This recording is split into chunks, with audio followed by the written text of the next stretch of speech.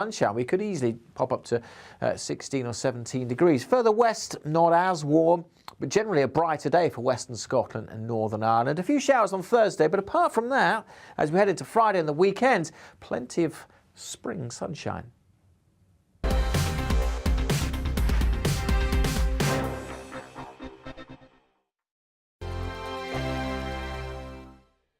GB News is the UK's home of discussion and debate from all perspectives. To stay up to date on the latest stories, make sure that you subscribe to the GB News channel right here on YouTube. You can watch us live 24/7 across the whole world. You can also check out exclusive content and catch up on previous episodes of your favourite shows.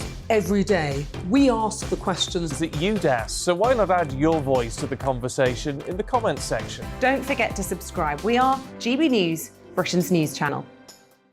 Every night at 11 on GB News, we bring you the next day's stories the day before. It's basically like time travel. If it's a big story, we'll cover it, guaranteed. But we'll also have some fun along the way. Big opinions, big laughs. Sometimes big hair. This is Headliners, the paper review show that won't send you to sleep like the others will. 11 p.m, 7 nights a week. Join us.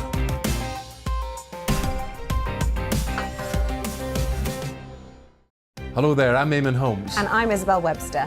And we hope you can join us for Breakfast with Eamon and Isabel. You make me laugh out loud, belly laugh. Is that important first thing in the morning? Yeah, absolutely. And there's me trying to be deadly serious. News is a serious business. Yeah, I have to rein you in sometimes. Well, it doesn't stop us laughing at it. It doesn't stop us having an opinion on what's going on. Yeah. And it certainly will not stop us reflecting what you think. Weekdays from 6 to 9:30 on GB News. I'm Dan Wootton. Join me Monday to Thursday from 9 to 11 for the feistiest and most fun news debate on TV, where free speech reigns. I'll bring you a sharp take on the day's biggest stories, bombshell newsmaker interviews, and A-list guests. And I guarantee you, no spin, no bias, no censorship, and no reason to go to bed. That's Dan Wootton Tonight, Monday to Thursdays from 9 on GB News.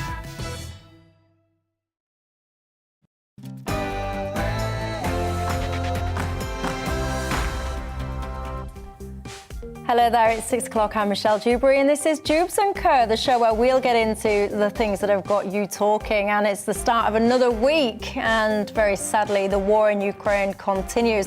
The government here today have announced the House of Ukrainian scheme, so we'll be looking at that and how that's going to work. Also, of course, when it comes to the situation in Ukraine, there's a question, isn't there, on many people's lips. What is China going to do? Well, the reason that I'm asking that today is because apparently, according to some in the US, Russia have been asking China for military and economic support. Have to say though, Russia and China have denied that. You know, even trying to work out what or who to believe these days is a full-time job, but what is going to happen next with China? And changing the subject massively, I admit, Sadiq Khan, the Mayor of London, has said that lessons on misogyny should be given to primary school children. Is he right? And should there be a ban on under 25-year-olds being able to buy cigarettes? That's a suggestion from the new anti-smoking czar to help Britain become smoke-free. We'll have all of that to come and more, but first, the latest news headlines.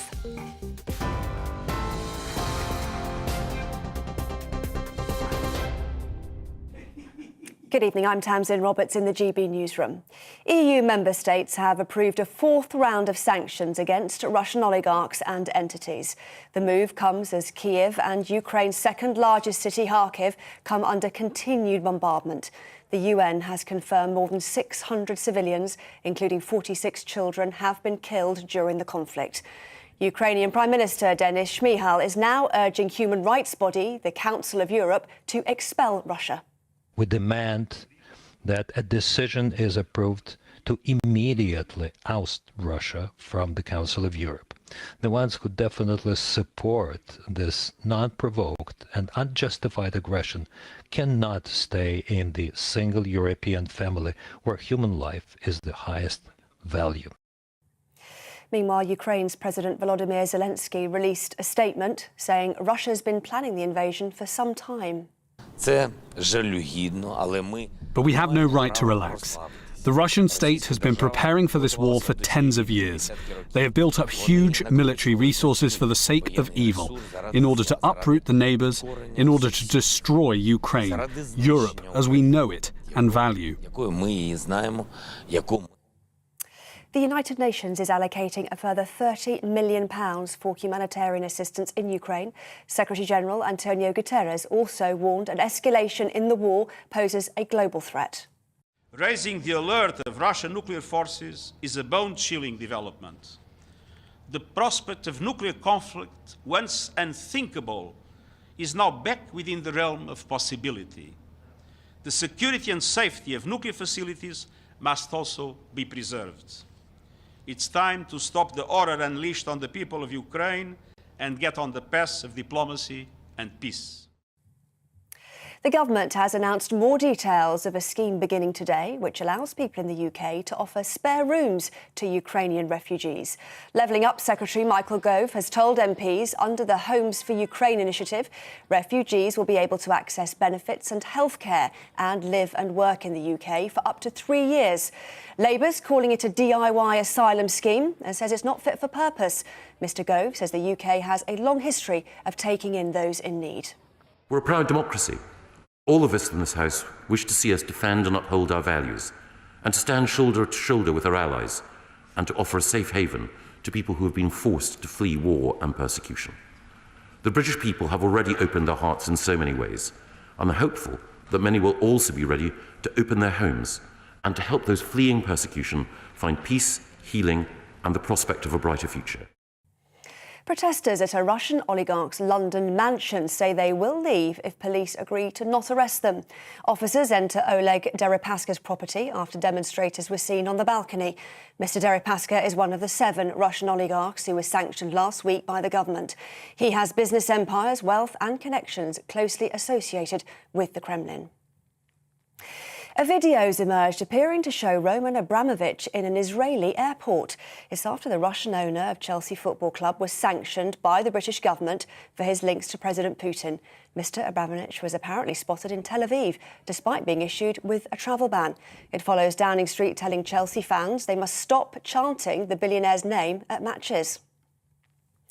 Australia and the Netherlands have launched joint legal action against Russia over the downing of Malaysia Airlines flight MH17 8 years ago. The Australian Prime Minister, Scott Morrison, said Moscow was responsible under international law for the attack, which resulted in the deaths of 298 passengers. The Dutch government said in a statement the UN Security Council had also been informed of the legal action. WikiLeaks founder Julian Assange has been denied permission to appeal against the High Court's decision to extradite him to the United States. The Supreme Court says his bid was refused because it did not raise an arguable point of law. The 50-year-old is wanted in America over an alleged conspiracy to obtain and disclose national defence information. All COVID travel restrictions will end on Friday. The Transport Secretary, Grant Shapps, says passenger locator forms and tests for all UK arrivals will be scrapped. The government says the changes are possible due to the success of the vaccine rollout. The Queen has praised the Commonwealth as a force for good during what she described as testing times in her annual message to member countries. Prince Charles represented her at a service at Westminster Abbey. Other senior royals and politicians also attended. In her message to the organisation of 54 countries, she says the family of nations continues to be a point of cooperation and friendship. The monarch also repeated the lifelong commitment she made in 1947 to devote her life in service. TV, online and DAB+ radio, this is GB News. Now let's get straight back to Dewbs & Co.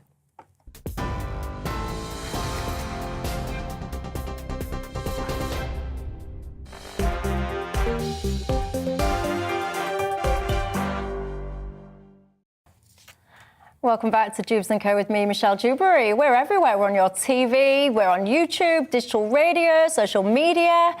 We'll be keeping you company until 7 o'clock, along with my panel. We've got Andre Walker, who's a political commentator, Dr. Lee Jones, who's Professor of Political Economy and International Relations, and Jeevan Sander, who's the economist at King's College London. And you know the drill on the show as well by now. It's not just about us here and our thoughts, it's about you at home as well and yours. You can get in touch with me on email, gbviews@gbnews.uk. You can tweet me at Michelle Dewbs or at GBNews. Don't forget, of course, you can subscribe to us on YouTube. Watch us live. You might be already. If you are, hello. Or you can catch us anywhere. We're all over social media.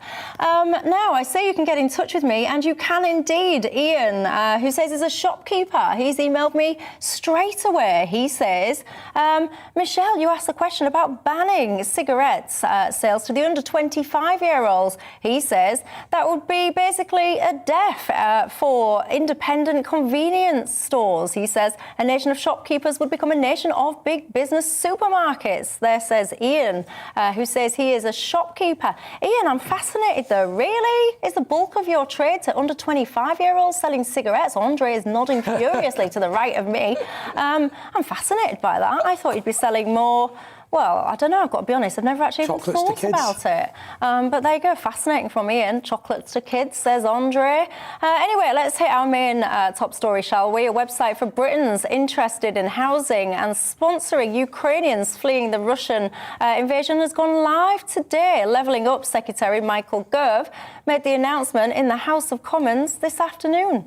The scheme will allow Ukrainians with no family ties to the UK to be sponsored by individuals or organisations who can offer them a home. There will be no limit to the number of Ukrainians who can benefit from this scheme. The scheme will be open to all Ukrainian nationals and residents. They will be able to live and work in the United Kingdom for up to 3 years. They will have full and unrestricted access to benefits, healthcare, employment and other support.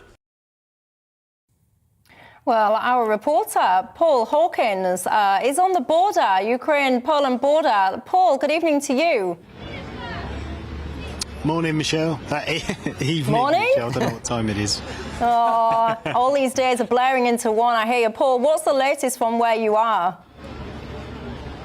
Yeah, so you joined us at Shemeje, which is we're about a kilometre from the main crossing where the largest number of Ukrainians across the border into Poland. That's called Medica, and just behind me there is a commandeered Tesco's. It used to be Tesco, just like the kind of store that we visit every day in the UK. Inside it's been changed though into a Ukrainian refugee registration centre, so a little bit like the one we were showing you in Chelm, which is just north of the border. I'll just move out of the way here because there's a car that wants to get past. Really busy at the moment, actually.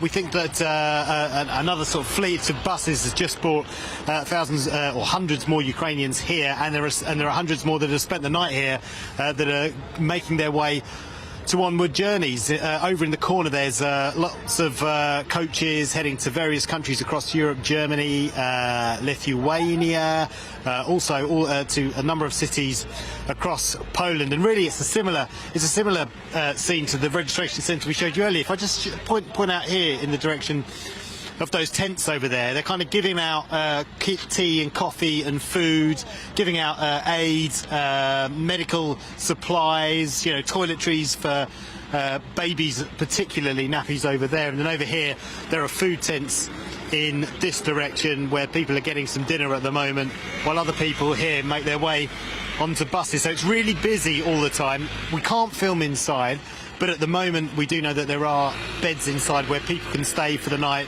maybe one night, perhaps do at a stretch if they need to, before they make their onward journey to other parts of Europe. Here there's a Spanish humanitarian agency who are handing out hot paella, I think it is, hot paella to people to take away, not just Ukrainians as well, but the other volunteers that have gathered here from across Europe. So there's lots happening here at the moment. We have been talking to people here about whether they want to come to the UK and apply under this new scheme. I'll be honest, a lot of people haven't heard about it. A lot of people have heard that there are difficulties in applying to come to the UK. So we kind of told them about the scheme and they thought, yeah, okay, maybe we'll come, but the UK is really far to go. We want to kind of stick to Poland, at a push go to Germany, France, Latvia. We don't really want to come all the way to the UK simply because of the geographical distance, but they will consider it. So I think it's going to take a few days for the Ukrainian sort of community around the border with Ukraine, and also for word to spread inside Ukraine that the UK is potentially another destination to come. Paul Hawkins, thanks for your insight there. Now, shall we have a little look at this new scheme that's just launched? This is the Home for Ukrainians scheme. A few key points on this. Ukrainians do not need ties to the UK. There's no limit to the number of refugees. Refugees can live, work and use public services in the UK for up to 3 years. And there'll be a £350 tax-free payment for hosts per month. But anyone interested in this scheme, and I've got to say, this seems quite random to me on the face of it anyway, they'll need to name the refugee that they're going to sponsor. This drew criticism from Labour MP Lisa Nandy. Because we want the scheme to be up and running as soon as possible, Homes for Ukraine will initially facilitate sponsorship between people with known connections. But we will rapidly expand the scheme in a phased way with charities, churches and community groups to ensure that many more prospective sponsors can be matched with Ukrainians who need help. Surely there's a role for the Secretary of State in matching Ukrainian families to their sponsors, not just a DIY asylum scheme where all he does is take the credit. A DIY asylum scheme. Well, Andre Walker, you've actually just got back. You said yesterday, did you say? Yeah, yesterday. You just got back yesterday. You was at the Polish border. Yeah, so what I've been was you to doing Poland there? and I've been to Ukraine. We were moving supplies over. So effectively what's been happening is vast numbers of vans have come to Poland because it's incredibly safe, as you can imagine. These 40-ton Arctic trucks, we were breaking them up into what I've described as a flotilla of smaller vehicles because obviously it's going to be very hard. Who's we, by the way? Frankly, and this is something that Lisa Nandy was wrong on, it's incredibly crowdsourced, all of this. So it's kind of vans just turning up from all sorts of places, different groups, whether it be Polish associations in the UK, whether it be individual companies. There's just a huge community of people, and it's really grown organically. So effectively, people are just all on WhatsApp and Signal and Telegram, just kind of putting all these things together. But I think there's a warning that I would put out about all of this talk about bringing Ukrainians to Britain. You have to remember that it is a criminal offence for an 18 to 60-year-old man to leave Ukraine. They've all been conscripted to the Ukrainian army. Therefore, you have women and children, and they are not very keen to stray a long way from their husbands. And so they don't want to come to Britain. If you look at it, there's been 13,500 applications to Britain. There's been 5,500 applications to the Republic of Ireland, which is open to anyone. They'll accept any Ukrainian. The reality is we need to be much better at supporting people in neighbouring countries. Moldova is the poorest country in Europe. They've had 400,000 people coming. Of course, the advantage is Ukrainian and Russian are incredibly similar, so you can assimilate into Moldova relatively quickly. But these aren't the Eritreans that we've seen coming to the UK who are economic migrants pretending to be refugees. These are genuine refugees who want to get back and want to be close to their husbands. And so I think that this scheme will be incredibly unpopular. Yeah, by the way, I was just showing, whilst you were talking, I was just showing some clips for those of you watching and wondering, what is this you're seeing? It was Andre in action lugging... It wasn't Andre in action. There you go. It was Andre lugging boxes, come on. Well, that is direct action, what can I say? Jeevan, your thoughts? Well, it's a good scheme. It's a fine scheme, but 4,000 visas so far from the UK. We're clearly not pulling our weight. Poland has taken over 1 million refugees so far. And look, as your reporter said, why do people come to England from Ukraine? It's not because we're an easy or soft touch. We've seen after the Windrush scandal, we definitely aren't. What it is people come here because they have a connection. It is far too difficult for those in Ukraine to come to this country and claim asylum or indeed help us out. We should also remember that since COVID started, we've had 200,000 people leave the workforce due to sickness. We think due to long COVID, so actually quite a prime time to take in those from another nation who can work here. And the final bit I want to pick up is on Eritrea in particular. We should remember Eritrea is a totalitarian state run by a military dictatorship. What you've just done. Where every young man has to be conscripted into the army. They do have a reasonable ground to refugees and to leave that nation. The first thing you did then is exactly the problem with this whole debate. 200,000 people have left the workforce. You do not want to support refugees. You want economic migrants. These people are not economic migrants. Their husbands are being killed because they've been conscripted into an army having no military training. These people do not want to move to Birmingham. They want to sit on the border and go back as soon as possible. And does that not prove the whole problem that we have with this immigration debate? The minute we talk about refugees, you're talking about people in the workplace. You just love economic migration and you're dishonest. So the first thing I actually said was that we only had 4,000 visas and those who come to this country have a connection. The second thing I said was that actually we also have a need in this country for more people. We should be welcoming those as well. And then the third thing I said was that people fleeing from Eritrea are also those fleeing from a totalitarian dictatorship. We absolutely have a moral obligation to take in more Ukrainians who come to this country. We are not doing enough. And also there is an economic benefit on the side. They haven't applied. No other applied. Well, I'm interested in Lee's thoughts as well. I mean, they haven't applied. It's partly because the Home Office scheme is extremely tortuous and they've made it more difficult to apply than any other European asylum scheme. The system as designed is obviously inadequate to make a dent on the 2.8 million people that have fled the Ukraine. I mean, I think, these positions can be reconciled to some extent because Andre is right that refugees tend to want to be in countries that are similar to their own and near to their own country because they do aspire to go back. And so alongside helping people in situ in those countries, our foreign policy should be directed at trying to end this war as quickly as possible. Absolutely. This war, like all wars everywhere, is a humanitarian catastrophe. 2.8 million people fleeing the country, 1.7 million alone in Poland alone. I was speaking to somebody with relatives in Poland. They are housing people in their spare rooms. They are turning over their buy-to-lets indefinitely to refugees.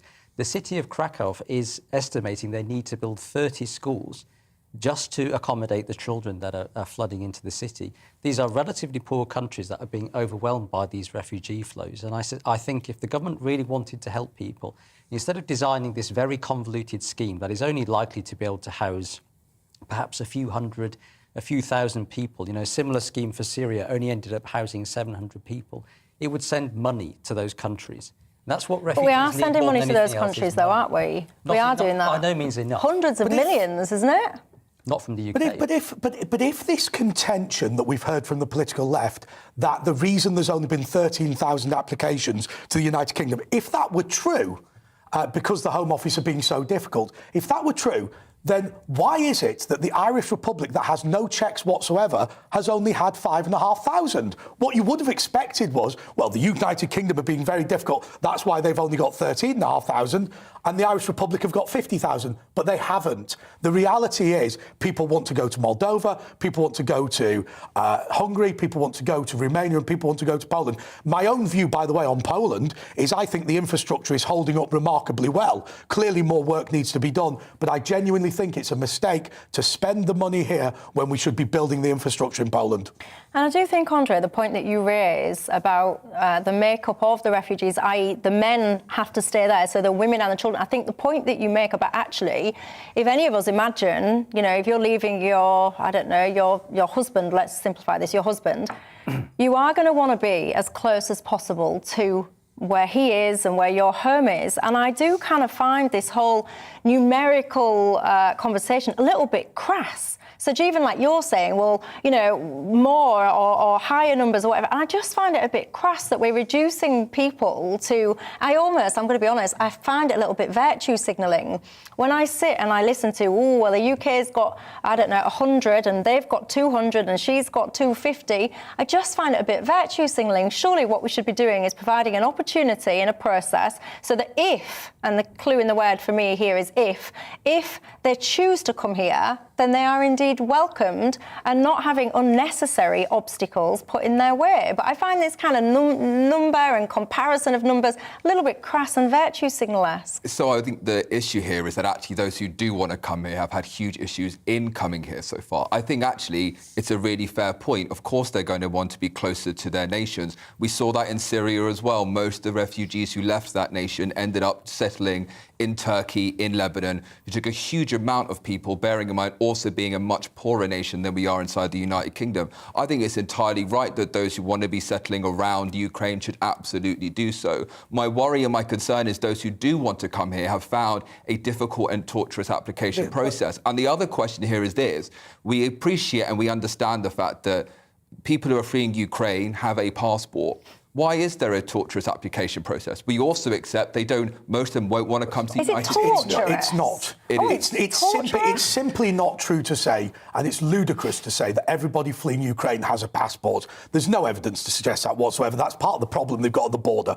But look, the other point to make is, look, the Chechen irregulars that are being sent in are absolute animals. These are people who were not allowed in the Chechen military on the grounds of vetting, right? The reality is the women and children are leaving because they're concerned about sex crime, principally, against them, right? These people potentially do not speak English. They don't want, when they've got little kids and they're women in their 20s and 30s, they do not want to be going halfway around the world. They want to go to countries where they can speak a similar language, where they know people, where they've got cousins and relatives.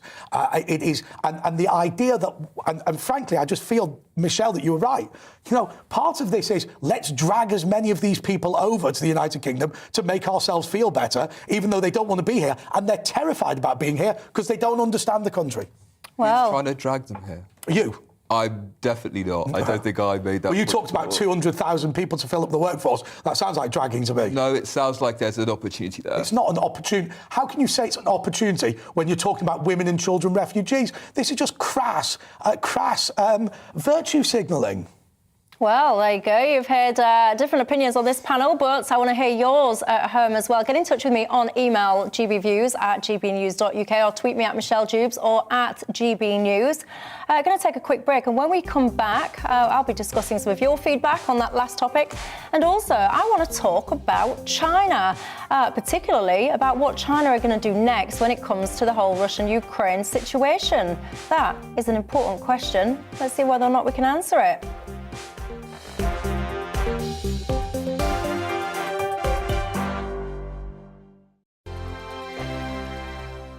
GB News is the UK's home of discussion and debate from all perspectives. To stay up to date on the latest stories, make sure that you subscribe to the GB News channel. Right here on YouTube. You can watch us live 24/7 across the whole world. You can also check out exclusive content and catch up on previous episodes of your favourite shows. Every day, we ask the questions that you'd ask, so why not add your voice to the conversation in the comments section? Don't forget to subscribe. We are GB News, Britain's news channel.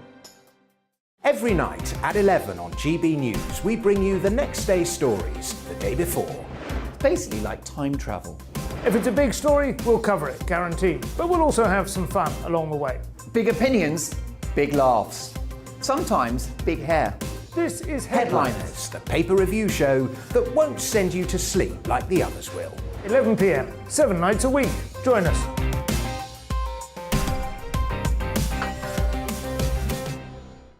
Hello there, I'm Eamon Holmes. And I'm Isabel Webster. And we hope you can join us for Breakfast with Eamon and Isabel. You make me laugh out loud, belly laugh. Is that important first thing in the morning? Yeah, absolutely. And there's me trying to be deadly serious. News is a serious business. Yeah, I have to rein you in sometimes. Well, it doesn't stop us laughing at it. It doesn't stop us having an opinion on what's going on. Yeah. And it certainly will not stop us reflecting what you think. Weekdays from 6 to 9:30 on GB News. I'm Dan Wootton. Join me Monday to Thursday from 9 to 11 for the feistiest and most fun news debate on TV, where free speech reigns. I'll bring you a sharp take on the day's biggest stories, bombshell newsmaker interviews, and A-list guests.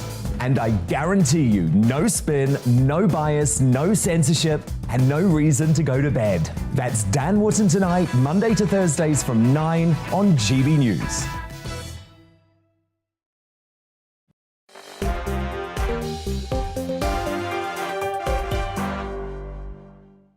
Hello there, welcome back to Dewbs and Co with me, Michelle Dewberry. We are on your TV, we're on YouTube and digital radio. What a treat for you all. We are everywhere. Well, keeping me company until 7 o'clock tonight, my panel, Andrea Walker, the political commentator. Lots of people, by the way, saying big respect to you, Andrea, for going over to the border and doing your bit there. So good respect for you coming through on the emails. We've also got Dr. Lee Jones, who's the Professor of Political Economy and International Relations, and Jeevan Sander, who's the economist at King's College London. Let's talk China, shall we? Because according to US media outlets citing Washington officials, they reckon that Russia has in recent days been asking China for military and economic support. Have to say, Russia has denied asking Beijing for military help. The Chinese Foreign Ministry accused the US of spreading disinformation. The United States said China will face consequences if it helps Russia evade any sanctions. So what's actually, first of all, I mean, I even feel like saying, what is even going on? I think actually anyone that knows with all honesty what's going on at the moment, then you are, well, I don't know what you are, because every single day we are bombarded with information from all different camps. Some people say one thing, someone says a complete opposite thing. You believe one thing, and then that turns out to be disinformation. So have Russia asked China for military and economic support? Lee Jones, this is your kind of field, isn't it? The whole kind of international relations, China particularly. But there is a real question mark here about the role of China, what role they should be playing, what role they might be playing, and what the consequences of either might be.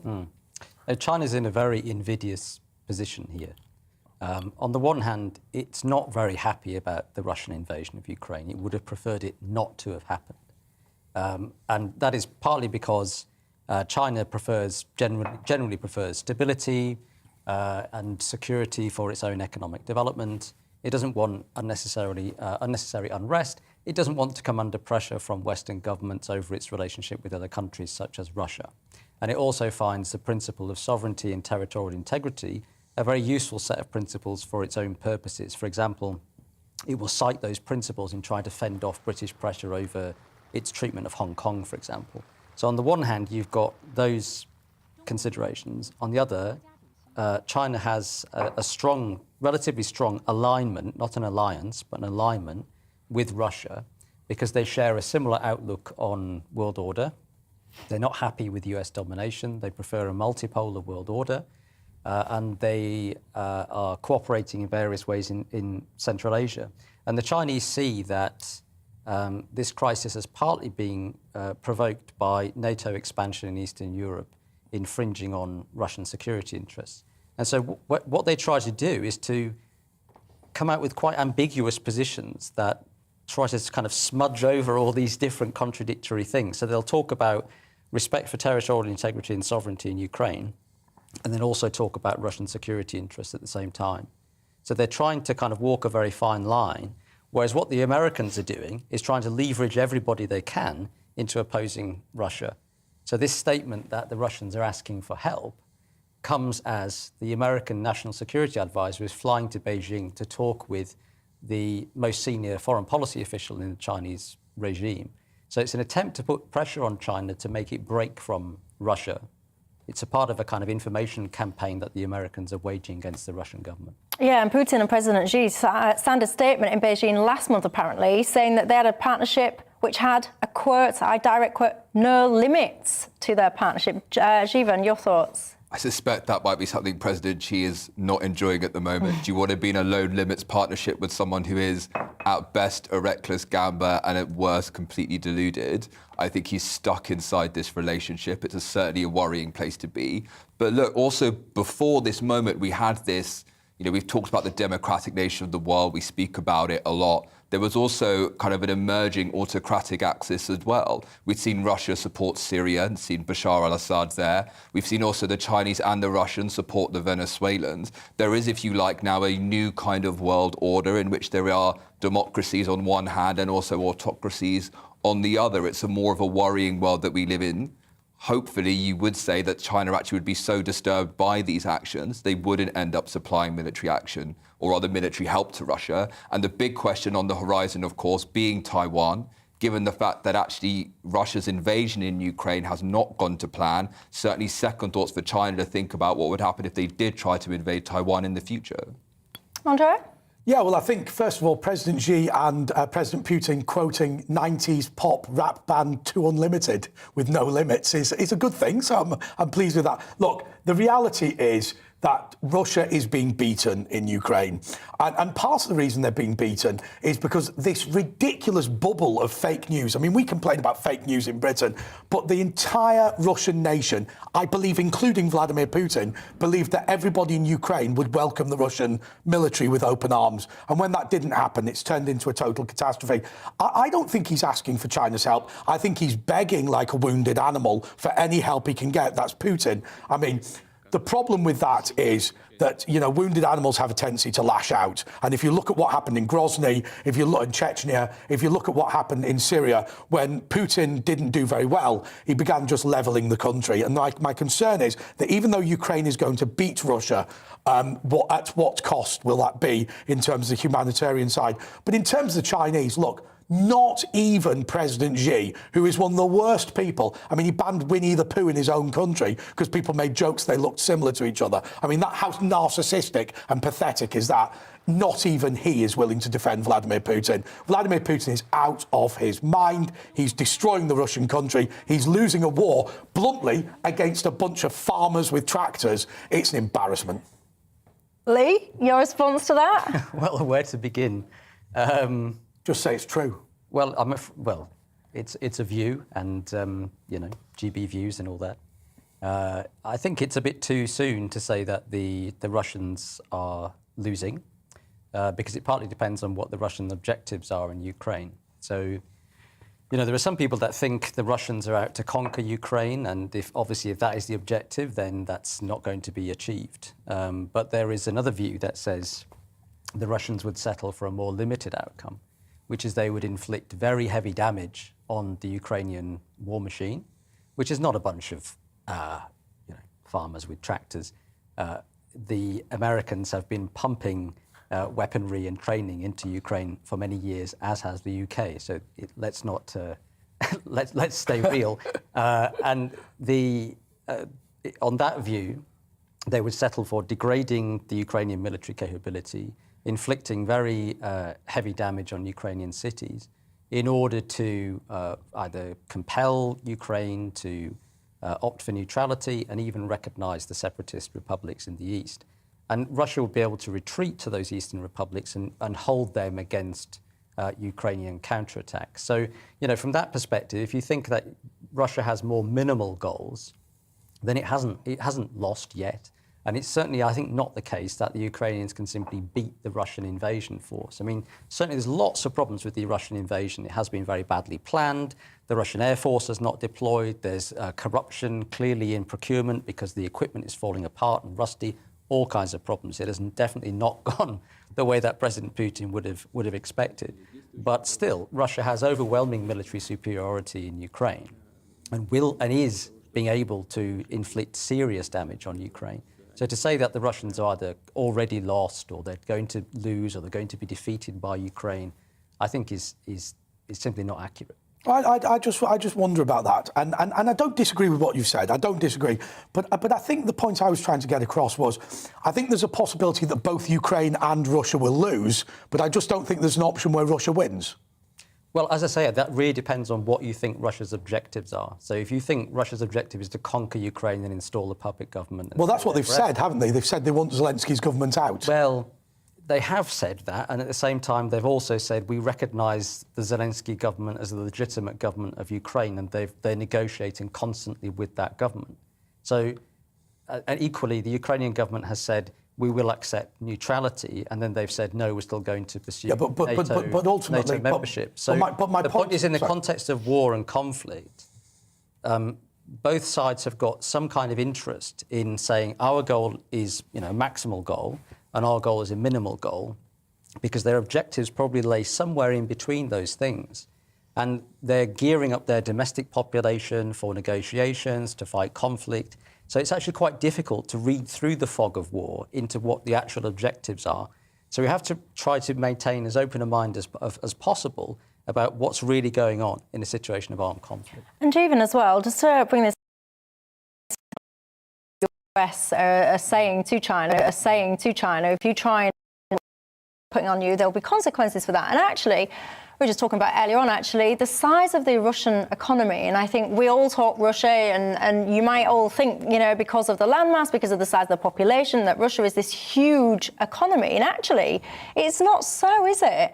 You know, countries like Italy, France, they're bigger than this, way bigger than Russia. And I think it's quite surprising when you actually look into the figures of the size of the economy compared to the image, the illusion that many people might have about the size of Russia. It certainly is surprising. It was surprising to me when I first saw those figures as well. We should also remember as well that why is it we think Russia has been so kind of much more prosperous than it is? It's because you've had Putin, who is now a dictator, kind of reallocating the resources to what he wanted, which was a military and was what we thought was the third most powerful military in the world, and of course a huge concentration of wealth into the oligarchs. So yeah, it's certainly true Russia is nowhere near as prosperous as we would think.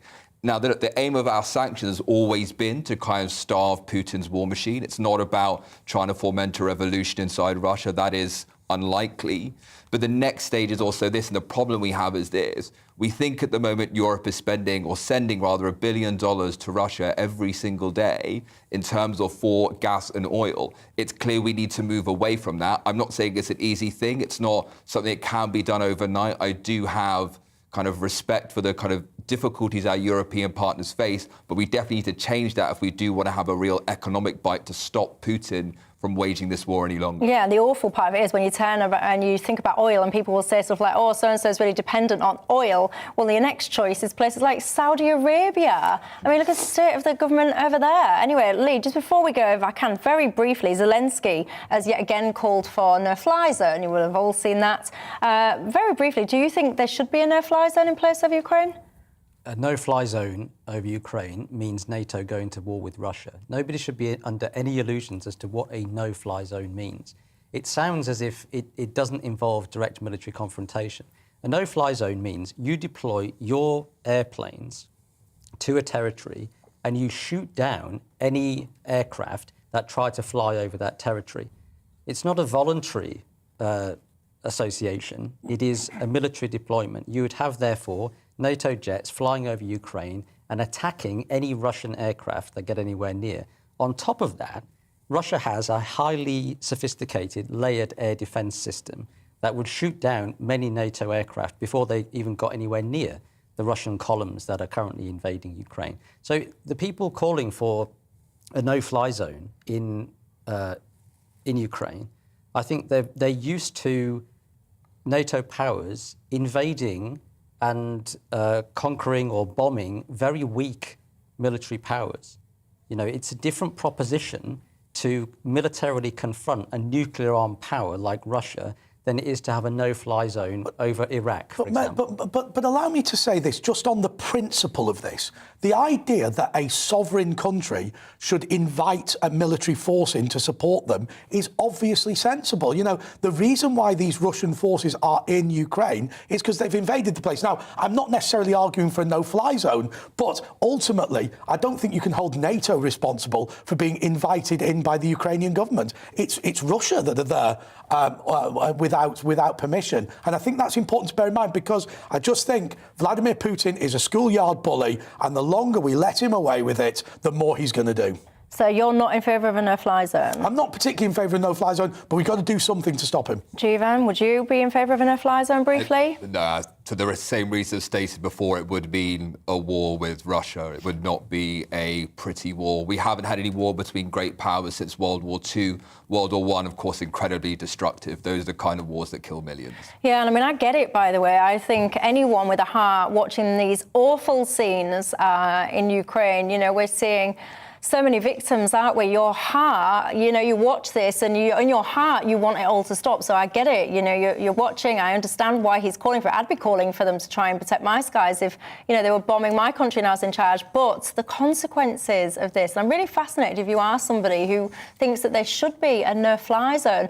Do you recognise some of the consequences, and do you mind about those consequences? Is that, in your mind, a price worth paying? Get in touch with me, gbviews@gbnews.uk. I know I'm promising to read out some of your emails, and I most certainly will. I'm going to take a quick break, though, so I'll have that and more coming up. When I do come back, I want to talk to you about misogyny. Should we be teaching kids in primary school what that looks like in a view to try and avoid it later on down the line? And cigarettes, should under 25-year-olds be banned from buying cigs? We'll have that and more coming up. Coming up on Dan Wootton tonight, we'll speak to more courageous Ukrainians fighting for their lives in the middle of a war zone, including the MasterChef winner who's turned his restaurant into a bomb shelter.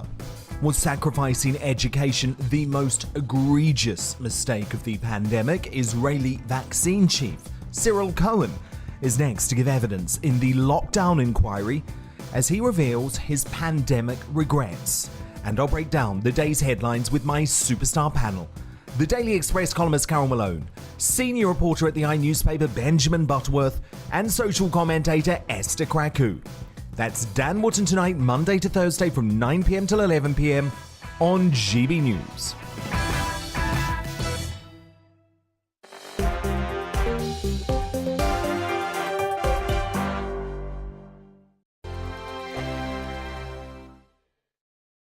GB News is the UK's home of discussion and debate from all perspectives. To stay up to date on the latest stories, make sure that you subscribe to the GB News channel right here on YouTube. You can watch us live 24/7 across the whole world. You can also check out exclusive content and catch up on previous episodes of your favourite shows. Every day, we ask the questions that you'd ask, so why not add your voice to the conversation in the comments section? Don't forget to subscribe. We are GB News, Britain's news channel.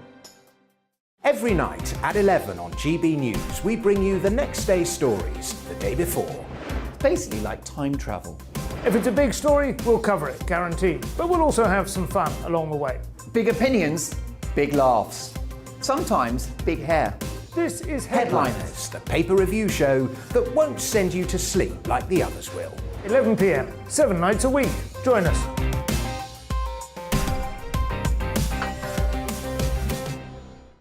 Hello there, I'm Eamon Holmes. And I'm Isabel Webster. And we hope you can join us for Breakfast with Eamon. And Isabel. You make me laugh out loud, belly laugh. Is that important first thing in the morning? Yeah, absolutely. And there's me trying to be deadly serious. News is a serious business. Yeah, I have to rein you in sometimes. Well, it doesn't stop us laughing at it. It doesn't stop us having an opinion on what's going on. Yeah. And it certainly will not stop us reflecting what you think. Weekdays from 6 to 9:30 on GB News. I'm Dan Wootton. Join me Monday to Thursday from 9 to 11 for the feistiest and most fun news debate on TV, where free speech reigns. I'll bring you a sharp take on the day's biggest stories, bombshell newsmaker interviews, and A-list guests. And I guarantee you, no spin, no bias, no censorship, and no reason to go to bed. That's Dan Wootton tonight, Monday to Thursdays from 9 on GB News.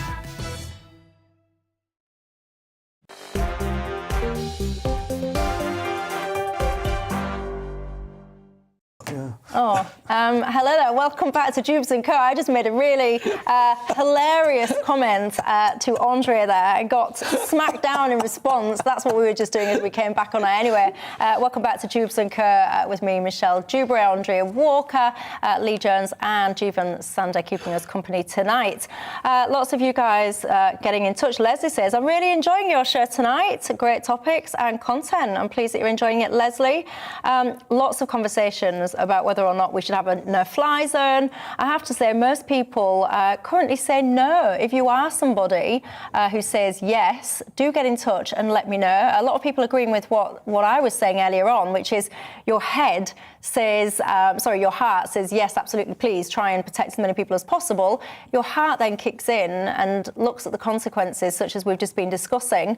It's not a nice situation. It's a horrible situation, and one that I would hope and pray ends as soon as possible. possible. Chris, on the refugee situation, says, Michelle, why do us British people feel it necessary to either moan all the time about what the government is doing and then try and assign our beliefs onto people? Just because we're saying the Ukrainians should come here, maybe some Ukrainians don't want to come because they prefer to stay close to their country. How arrogant are we, he asks. Again, I was saying earlier, Andre, lots of respect for you for going over to the border. But let's talk about something happening here then, shall we? The Mayor of London, Sadiq Khan, says that primary school children should be given lessons on misogyny and sexism. This is in a bid, of course, to try and curb violence against women. He launched his campaign at Crystal Palace Football Club, the stadium there, with the aim of implementing change when it comes to sexist attitudes and inappropriate behaviour towards women. What do you think to this? Is this the kind of topics we should be teaching in primary schools, Jeevan Sander? Yeah, why not, right? You know, after last year, I think especially around the tragic murder of Sarah Everard, we started to have discussions, especially as men, and obviously there are tonight 3 men on this panel as well as you, Michelle, about the kind of life that women actually lead. 1 in 5 women will be sexually assaulted in their lives. Over 70% are sexually harassed. That's not a world that we as men live in. I became increasingly aware of the fact that we inhabit a completely different world where we don't have to feel scared or don't have to worry about someone saying something to us or making us feel awful. Absolutely. Why not teach this earlier? Why not try and create a society in which we respect one another as human beings? I absolutely think it's a great idea to do and something to go forward with. What's the matter with you, Andre? You're making very suspicious sounds to my right. Do you know what really offends me more than anything else? What? For the Mayor of London, Sadiq Khan, to stand up in Crystal Palace is South London, I'm not a football fan, and to say the number one thing that young people need is a lecture about misogyny. The number one thing that people in South London need, young people in South London, is for him to deal with the knife crime epidemic, which is spectacularly failed to deal with as Mayor of London. This guy's just cheap. All he's interested in is getting a few headlines. The reality is Sadiq Khan has failed by any metric that you look at, but particularly on the issue of young people rubbing each other out in unprecedented numbers in South London. This man should be apologising for his failure rather than going out and lecturing us about how to bring up children. Andre, get off that fence, because I don't think it's comfortable on there. Lee, your thoughts? I mean, I do agree about Sadiq Khan in general. I think he has been very ineffective as Mayor of London in dealing with the knife crime problem. As somebody that lived in Croydon for many years and saw, you know, weekly headlines of young black men being stabbed to death, there is an epidemic out there. But that's a risk facing particularly young men, whereas young women face a different kind of risk of violence, and that is overwhelmingly domestic violence, violence from people that they know and inside the homes. I mean, the figures really are staggering. In 2020-21 alone, 40,000 women were sexually assaulted or raped. 1.6 million women suffered domestic abuse. 177 were killed, and that's in England and Wales alone. So it's possible that there are 2 problems at the same time, possibly more. So I would have concerns about the way that this would be implemented in schools. I don't think that's right. I don't think it's fair. But let me explain why. Because teaching about misogyny in schools is about saying every person, every young man is somebody who's an abuser, who's a sexual harasser, who's a rapist. This message that all men are evil. The reality is, you are talking about a level of criminality when you're talking about sexual assault, when you're talking about domestic violence, when you're talking about rape. Let's deal with the criminality rather than telling everybody that they're bad people. Sadiq Khan refuses to deal with the problems of criminality in London. He blames the Home Office, he blames toxic male culture, he blames all sorts of things other than himself. He is the Police and Crime Commissioner for London, and he's an absolute disaster. And that's the problem. It's about dealing with the criminality, which he will not do. What he wants to do is tell me, my nephews, that they're all potential rapists, potential sexual harassers, potential evil people, and he's wrong. This is the concern that I would have, is that if it was taught in that way in schools, that the problem is that, you know, all men could be like this or all men are like that, in the same way that anti-racism can be taught in schools sometimes. The idea that everybody, for example, should feel white guilt and so on. It produces that kind of backlash from many students and their parents. But there is a lot of evidence to suggest that retrograde attitudes about women and about gender and gender relations are strongly associated with the kinds of criminal offences that we're talking about. The more you cleave to traditional notions... How about we start arresting and convicting these people rather than going around moaning? How about virtue signalling? It's just virtue signalling. The reality, no, it's not.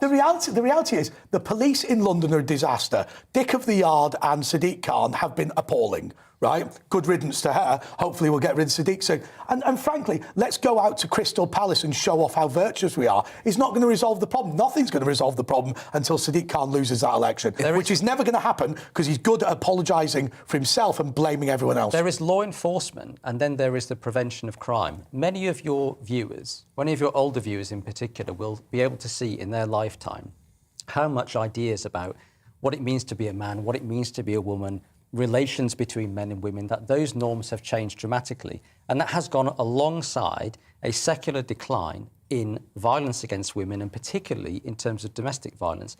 It would have been considered socially acceptable 50 or 60 years ago for a man to beat his wife. Today, it is completely unacceptable. That is due to changing norms in the way that we think about men and women, the relations between them. Education does have a role to play in that. I think you are right, you know, because there's just a particular drink, which I shan't name on national television because I'll probably get sued, but there's a particular drink, a beverage, an alcoholic beverage that I think of, and immediately when you was just talking then about it was acceptable to beat your wife years ago, I think of a particular drink that people called wife beater. That's actually what they call this particular alcoholic brand. Many of you will know what I mean. I won't name it just because I don't want to get sued, but anyway, Jeevan, your thoughts? Yeah, we can walk and chew gum at the same time, right? You can both deal with preventing future crime as well as dealing with crime today. We should also be clear about something. It is certainly true violent crime is rising. It's also rising across this country. It has doubled in the last 10 years. And why is that? Well, actually, in part because we have 20,000 fewer police officers. We do need more police officers, but it's also not within Sadiq Khan's power in London to hire that many more police officers. That does come from central government. If it was only Sadiq Khan, if it was only from Sadiq Khan, if it's only from Sadiq Khan, who's responsible for violent crime in London, we would see violent crime rising in London, but not elsewhere. Now, while just there let him is... finish 1 second, Andrea. Go on, Jeevan. While there is a funding, or rather a crime problem in London, it is also not true to say that, well, this is solely due to Sadiq Khan. Sadiq Khan has had to deal with, like, every single mayor and councillor across this country cuts their police forces. They are stuck in that system. I think we'd all agree on this panel we want to see more police in London. We'd want to see a greater prevention of crime. It is certainly not, however, solely at Sadiq Khan's doorstep. What you've just heard is simply untrue. The GLA, the Greater London Authority, is allowed to top up the police budget out of general taxation. I agree that Theresa May was an awful Home Secretary, but the good news is she was even worse as Prime Minister. But the reality is it is not true to say that Sadiq Khan cannot hire more police. That's simply dishonest. I suppose the key word there is top up. And it's also to do with the fact that London doesn't have revenue-raising powers like other major cities across the world. It's one of the problems that the London mayor has had traditionally. Sorry, how is the GLC precept not money-raising power? Right, so what they don't have is an agreement to institute new taxes and other rising taxes like you do in cities across the world. It's a problem in mayors across this country. There's no cap on the GLA precept. Ken Livingstone trebled it. So, I mean, but I can't understand how you can say we can't afford more police when you've got the ability to put up the GLA precept by an unlimited amount and pay for police. Well, I think this conversation about policing shall rumble on, but for now, I'm going to pause it there. Lots of you just want to read briefly some of your emails. Jane says, talking about misogyny, Michelle, you have to get to the root of the problem, which is porn. She says that is what is corrupting the minds of men. Anne says, how can schools teach misogyny, Michelle, when Labour can't even define what a woman is? Linda says, for pity's sake, please let children be children. So many of them now have mental health issues. Is there any wonder, she says, when we're piling all of this pressure onto them? Derek says, of course we should have a no-fly zone, Michelle. It would bring Putin to the negotiating table. Interesting view there. Evan says, we need to face Putin down right now, or where do we go next? Where we go next, I suspect we'll be talking about that for a long time to come. But for now, that is all. Thank you very much to my panel. And of course, thank you to you at home for your company. Have a good evening, and I'll see you tomorrow. Good evening. Turning a bit misty in a few places overnight. Could be some early fog patches around tomorrow, but once that's gone, for the vast majority, it's going to be a dry, fine day. A bit chilly first thing, but quite mild by the afternoon. The UK's surrounded by weather fronts, but they're not really making much in the way of rainfall. This one approaching the northwest will bring a wetter day tomorrow across western Scotland and Northern Ireland. We do have some showery rain across the northeast of Scotland this evening. That is fizzling away. One or two scattered showers over East Anglia and the southeast. But equally, they are pretty well scattered. Most places are dry, but we are going to see some mist and fog patches forming across parts of the Midlands and southern England, and temperatures dropping down close to freezing, certainly in rural spots. A touch of frost to start Tuesday, but generally a fine sunny start. The mist and fog patches in the south will only take a few hours to clear away, but they could easily be there through the morning rush hour. There's that weather front coming in, bringing some rain to the Highlands, the Western Isles and more western parts of Northern Ireland. But I say ahead of it, most places dry and bright, and temperatures, look at that, across England and Wales, 13 in Manchester, 13 or 14 in Norwich, maybe 15 or 16 in London. Cooler with the rain edging into western Scotland and Northern Ireland that continues to track through the central belt and across through the Belfast area during the course of the evening. And some uncertainty about the position of that line of rain on Wednesday, joined by another weather front bringing a different day for the Midlands and eastern parts of England on Wednesday, with more cloud and some outbreaks of rain that could be heavy in places as well. For the west, it's looking like it'll turn drier and brighter, certainly a brighter day for western Scotland, Northern Ireland. Temperatures similar, whereas again across the east, that's where we'll have the highest temperatures. And if we see some sunshine poking through, we could get up to 15 or 16 degrees. A few showers across the north on Thursday, but apart from that, into the weekend, plenty of sunshine and temperatures widely in the teens.